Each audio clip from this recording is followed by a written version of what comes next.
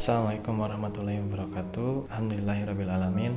Puji syukur mari sama-sama kita kembali panjatkan kehadirat Allah Subhanahu wa Ta'ala, tidak pernah usai dan bahkan terus dengan deras-derasnya memberikan kita segala rezeki yang kadang-kadang kita tidak sadari, dan ujung-ujungnya kita lupa untuk bersyukur. Segala nikmat kesehatan, bisa berkumpul lagi di dalam monolog ini, masih bisa melihat, masih bisa mendengar, dan masih mempunyai hati untuk bisa merasakan segala hal yang ada di dalam dunia ini, menjadikannya sebagai suatu kesadaran, berjalan dalam kehidupan ini sesuai dengan apa yang kita inginkan, sesuai juga dengan apa yang Allah inginkan.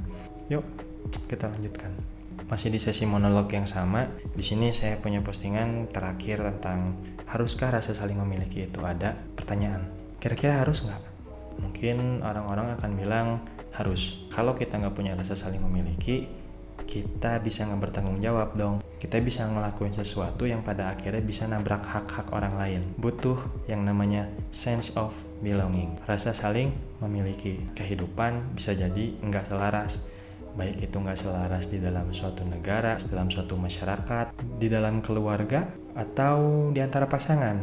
Terus juga pada akhirnya sense of belonging ini harus ada di dalam skup diri. Karena sense of belonging terhadap diri kita sendiri, nih kita memiliki diri kita sendiri, punya rasa tanggung jawab terhadap diri, mau jaga kesehatan, jaga makan, pola tidur, pola hidup sehat, pola kerja, yakin.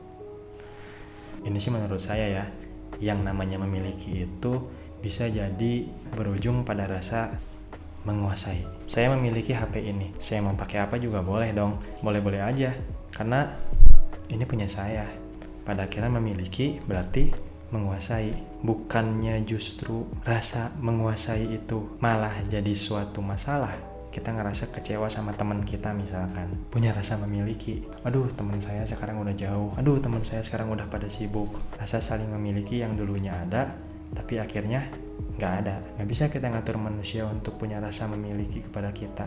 Sekalipun kita punya rasa memiliki kepada dia, harus ada dua pihak, sedangkan orang lain nggak selalu berada di dalam pihak kita.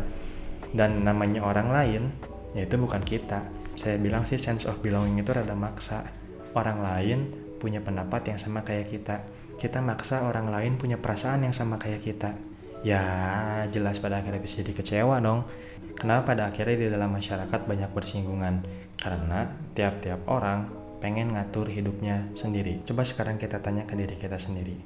Emang apa sih yang kita miliki? Kita bicara soal diri kita. Apakah kita memiliki diri kita sendiri? Kalaupun memiliki, coba sebutin satu aja hal yang emang benar-benar kita miliki. Hal yang pada akhirnya gak akan hilang dari kita.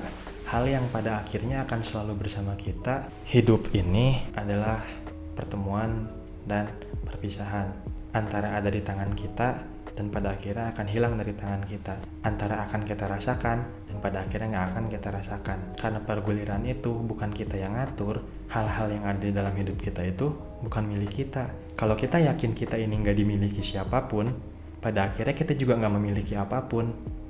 Karena dengan rasa dimiliki, harusnya kita ngerasa bahwasannya hidup kita punya jaminan.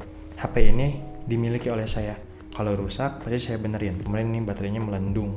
Terus akhirnya saya servis. Dan pada akhirnya dengan dimiliki itu, kamu punya jaminan. Asalkan kita mau bergerak sesuai dengan kehendaknya, sesuai dengan aturannya, sesuai dengan tujuan buat apa kita ada. Kegunaan HP ini pada akhirnya tergantung sama siapa yang buat. Pasti pengen HP ini digunakan untuk alat komunikasi. Kayak bolehlah ditambah game. Sekarang tiba-tiba saya pakailah HP ini untuk ngeganjal pintu.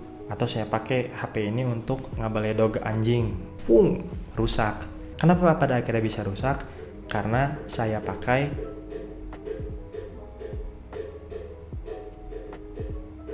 satpam lewat. Karena pada akhirnya saya pakai tidak sesuai kegunaannya. HP aja punya aturan. Dia harus digunakan untuk alat komunikasi atau hal-hal yang sesuai dengan spesifikasi HP-nya. Kalau misalkan saya pakai buat yang lain, otomatis pasti rusak. Nah, hal sesederhana HP aja punya aturan main.